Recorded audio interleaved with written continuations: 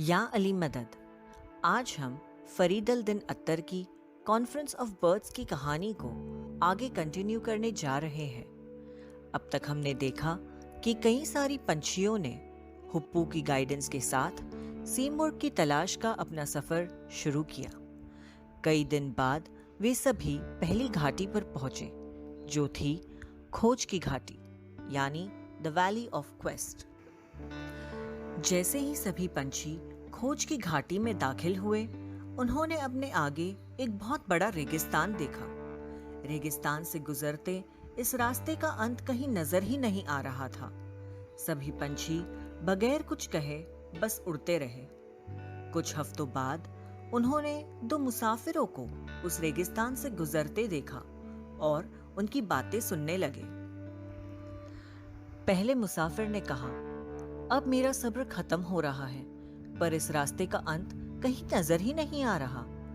इस पर उसके बुद्धिमान दोस्त ने ऊपर उड़ रहे पंछियों की तरफ इशारा करते हुए कहा, मान लो कि अगर इन पंछियों को आसमान से भी ऊंचे अनाज के पहाड़ को एक जगह से दूसरी जगह शिफ्ट करना पड़े और एक दाने को शिफ्ट करने में उन्हें 1000 साल लग जाए, तो पूरे पहाड़ को शिफ्ट करने में कितना वक्त लगेगा?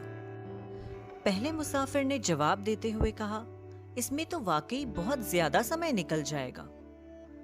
इस पर उस बुद्धिमान दोस्त ने कहा कि तुम्हें भी इस सफर और खोज के लिए इतने ही लंबे समय के लिए तैयार रहना चाहिए। मुसाफिरों की ये बात सुनने के बाद पंछियों ने अपना सफर आगे कंटिन्यू किया। कई साल बीत गए उस घाटी को पार करने में। इस दौरान उन्होंने सबसे महत्वपूर्ण बात सीखी। अगर उन्हें सीमुर्ग से मिलना है तो उन्हें वे सभी चीजें त्याग करनी होंगी जो उनके लिए बहुत खास हैं। ये बात समझने के बाद सीमुर्ग से मिलने की उनकी प्यास और बढ़ गई। कोई और बात अब मायने नहीं रखती थी। सभी पंछी और भी तेजी से आगे उड़ने लगे और देखते ही देखते दूसरी घाटी पर पहुंच गए, जो थी प्यार की घाटी, यानी द वैली ऑफ लव। जैसे ही सारे पंछी प्यार की घाटी में पहुंचे तो उन्होंने अपने नीचे आग का दरिया देखा। बहुत ही डरावनी जगह थी। कई जगह पर इसमें से काला धुआं और आग की लपटें आसमान की तरफ ऊपर उठ रही थी। इस धुएं के बीच उन पंछियों ने दो लोगों को जमीन पर चलते देखा। एक आदमी अपने साथी को एक कहानी सुना रहा था। पंछी भी इस कहानी को सुनने के लिए नीचे आए। कहानी कुछ यूं थी। पर्शिया के एक बहुत अमीर व्यापारी को भूसा बेचने वाली एक खूबसूरत लड़की से प्यार हो गया। उस व्यापारी ने अपना सब कुछ बेच दिया ताकि वो उस लड़की से भूसा खरीद सके। जब कोई उसे खाने के लिए कुछ देता तो वो उसे भी बेच देता और उन पैसों से भूसा खरीद लेता। कहानी यहाँ खत्म हुई।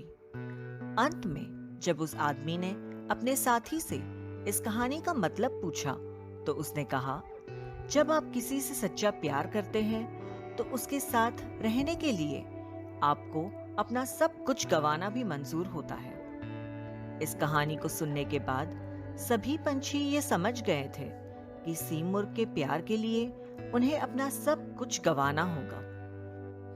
इस घाटी की बढ़ती हुई गर्मी के साथ सीमुर्ग के लिए अपने प्यार पर कायम रहना कुछ पंछियों के लिए मुश्किल बन गया था। आग की लपटें उन्हें ज्यादा आकर्षक लगने लगी थी।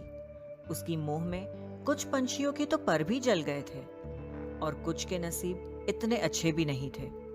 पर कई पंछी ऐसे भी थे जो आग के बावजूद भी सीमुर्ग से प्यार करने लगे थे। पहले उनका प्यार सिर्फ एक लौ की तरह था, पर कई सालों बाद वो आग उनके दिलों में बहुत बढ़ गई थी। अब वो अगली घाटी में जाने के लिए तैयार थे।